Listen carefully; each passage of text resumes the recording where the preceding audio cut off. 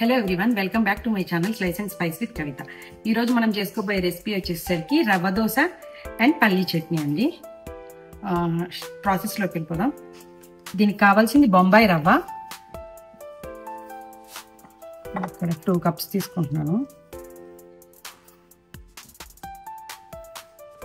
Rice flour, బియ్య పిండి equal quantities అండి. ఈ రెండు ఈక్వల్ క్వాంటిటీస్లో తీసుకోవాలి. బియ్య పిండి, బొంబాయి రవ్వ రెండు ఈక్వల్ క్వాంటిటీస్. అండ్ మైదా వచ్చి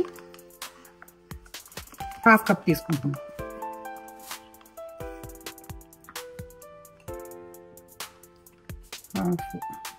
ఇది కూడా ఓకే. టేస్ట్కి సరిపడా సాల్ట్ అండి, జీలకర్ర,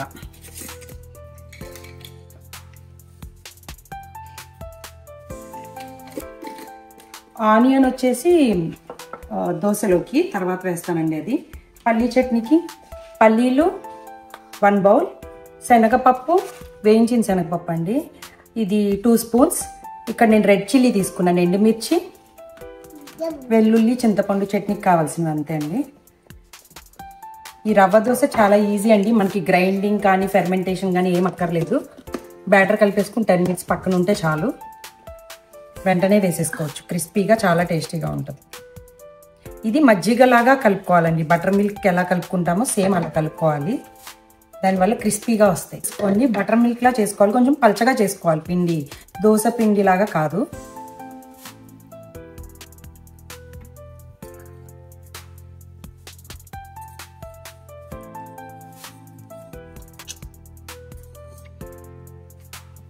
మనకి ఇడ్లీలాగా దోశలాగా ఓ గ్రైండింగ్ నానబెట్టుకోవడం కాకుండా ఇన్స్టెంట్గా అయిపోతుందండి. ఇన్స్టెంట్ రవ్వ దోశ.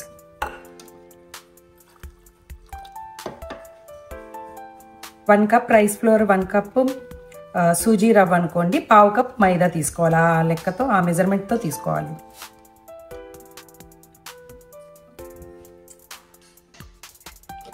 ఇది కొంచెం చూసారా, మజ్జిగలాగా వచ్చింది బ్యాటర్.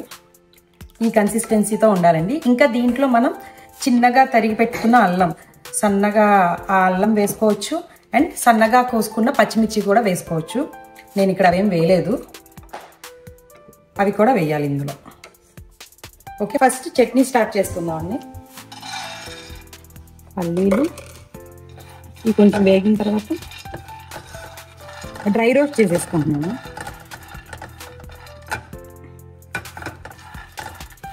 ఇది కొంచెం హోటల్ స్టైల్లో చేస్తున్నానండి చట్నీ.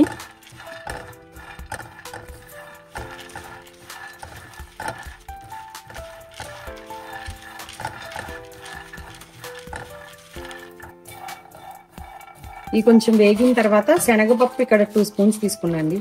ఇది ఎందుకు వేయించుకోవడం అనుకుంటారు, స్మెల్ రాకుండా ఉంటుంది అసలు శనగపప్పు అని తెలియకుండా. అండ్ ఎండుమిర్చి.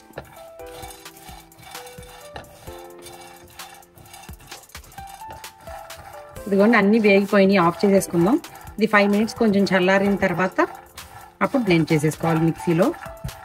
జీలకర్ర చట్నీకి అండి, జీలకర్ర, వెల్లుల్లి మీరు 2 తీసుకోండి పెద్దది. అండ్ చింతపండు,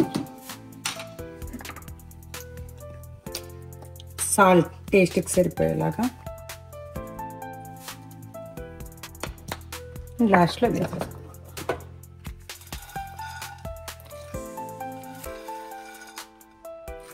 ఇవన్నీ కలిపి మిక్సీలో వేసి బ్లెండ్ చేసేసుకోండి. వాటర్ వేసుకొని తాలింపు పెట్టుకుంటే చట్నీ రెడీ. ఈ రవ్వ దోశకి ప్యానం బాగా హీట్ ఎక్కాలండి, బాగా హీట్ అవ్వాలి.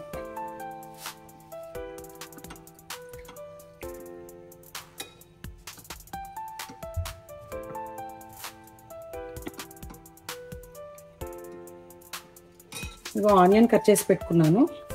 ఫస్ట్ ఆనియన్ ఇలా వేసేసుకోవాలి.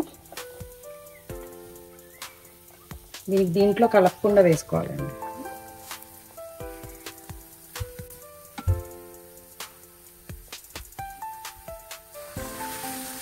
చూడండి హీట్ అయింది కదా.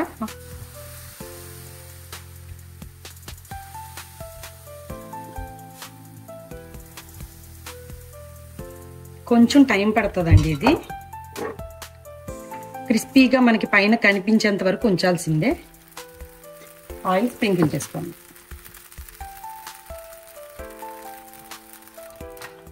ఇది హైలో పెట్టేసి వేసుకోవచ్చండి, సిమ్లో ఏం పెట్టక్కర్లేదు. ఒక 5 to 7 minutes అయితే ఇది వేగడానికి పడుతుంది. ఇక్కడ మనకి కొంచెం క్రిస్పీగా కలర్ చేంజ్ అయిన తర్వాతే దాన్ని తిప్పుతాం మనం. చూడండి కలర్ చేంజ్ అయింది, బ్రౌన్ కలర్లో వచ్చింది. ఇప్పుడు మెల్లగా తిప్పుకోవాలి.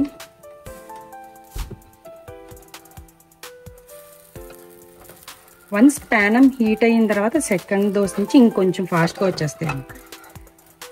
చూసారా,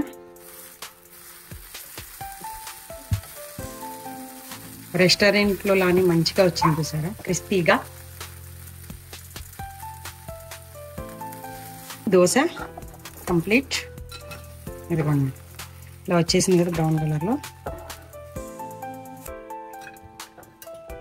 ఇదిగోండి ఇంకొకటి చూపిస్తా చూడండి.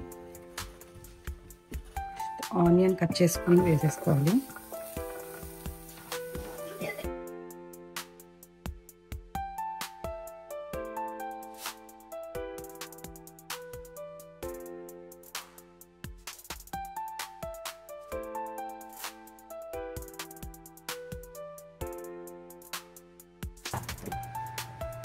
చట్నీకి తాలింపు పెట్టుకుందామండి.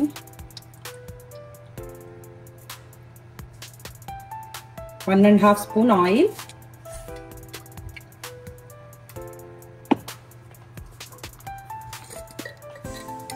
ఈ పోపు దినుసులు తెలుసు కదండి, శనగపప్పు, మినప్పప్పు, ఆవాలు, జీలకర్ర.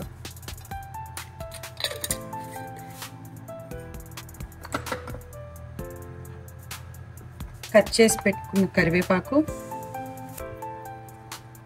12 మిర్చి, మీకు కావాలంటే వెల్లుల్లి కూడా వేసుకోవచ్చు.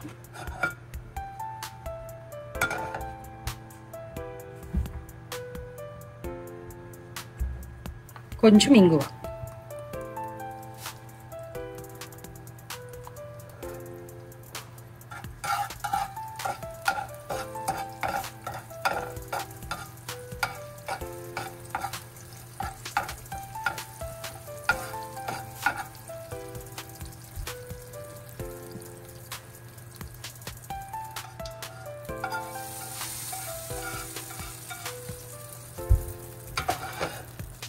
చట్నీ కూడా రెడీ అండి.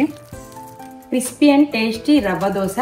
దీన్ని బ్రేక్ఫాస్ట్, డిన్నర్ లేదా ఈవినింగ్ స్నాక్ ఎట్లా అయినా సరే తినొచ్చండి. ఇది కొన్ని క్రిస్పీగా సౌండ్ వస్తుంది చూడండి. టేస్ట్ చేసి చూపించేస్తాను. సూపర్గా ఉందండి, ట్రై చేయండి. వీడియో చూసే వాళ్ళందరూ నెక్స్ట్ వీడియోస్లో ఏం కావాలో మీరు కామెంట్ చేస్తే నాకు అర్థమవుతుందండి. నేనే ఆలోచించుకుని పెట్టకుండా మీకు కావాల్సినవి నేను పెడతా ఉంటాను.